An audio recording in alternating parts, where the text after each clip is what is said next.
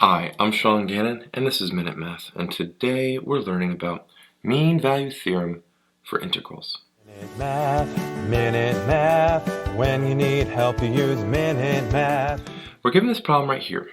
f of x is equal to x to the fifth minus 2x to the third minus 2 on the interval from -1 to 1, and we want to find the average value of the function over the given interval. Well, I want to use my formula f of c here.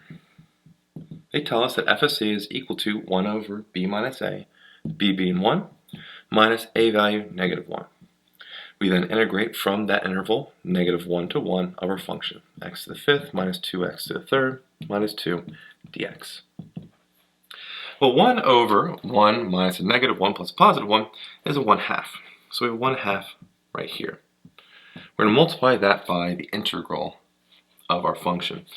X to the fifth is an x to the sixth over 6 minus 2x to the third is an x to the fourth over 2 minus integral of 2 is a 2x.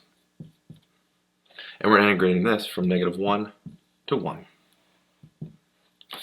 Well, we have a 1/2 just stays up front. Multiply that by here. Plug 1 in for x. When I plugged 1 in for x already, I got an output of -7/3. Subtract that when I plug in -1 in for x, and I got a +5/3. There. 1/2 stays up front. -7/3 minus a 5/3 comes out to be a -4. Multiply these out. 1/2 times a -4 is a -2.